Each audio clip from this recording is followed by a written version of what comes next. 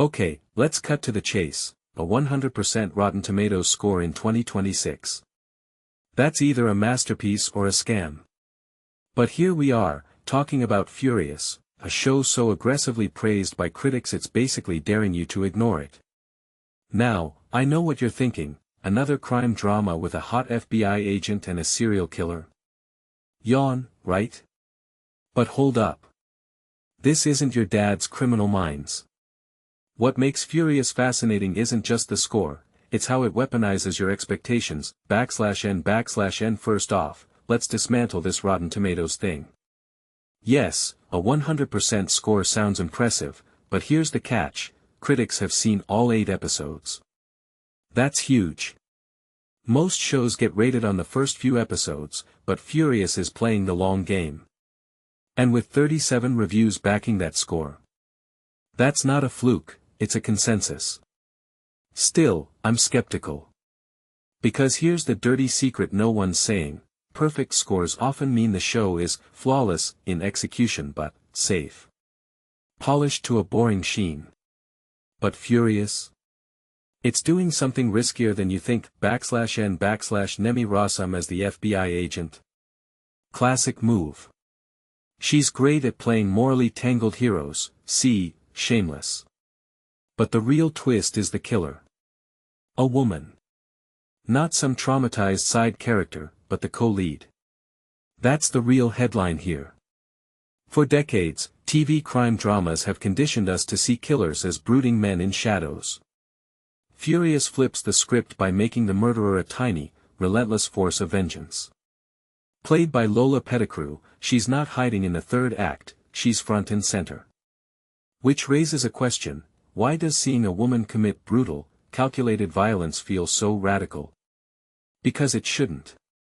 But TV has spent 50 years telling us otherwise, /n/n. Now, here's where I get mad. The show's premise hinges on revenge against corrupt rich men. Groundbreaking? No. But the execution? Chef's kiss.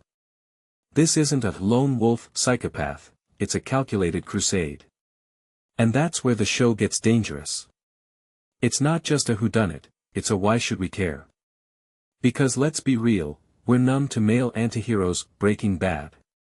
But a woman doing the same thing? Suddenly, it's a scandal. A 100% score. Please. This is the kind of show that's scoring points for simply existing. But here's the kicker, it actually earns it, /n/n 3 episodes in, and I'm hooked. Not because of the body count, but because of how it messes with genre rules. The killer's motives. Trauma, sure, but not the lazy, abused girl trope. This feels systemic. Like the show's asking, what if the system created her? And that's the deeper itch Furious scratches. It's not just about crime, it's about who gets to be monstrous in America. The rich men. The women who destroy them.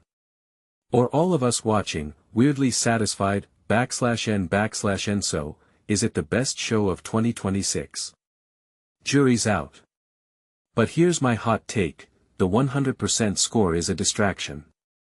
What matters is that Furious is the first show in years to make the serial killer genre feel urgent again.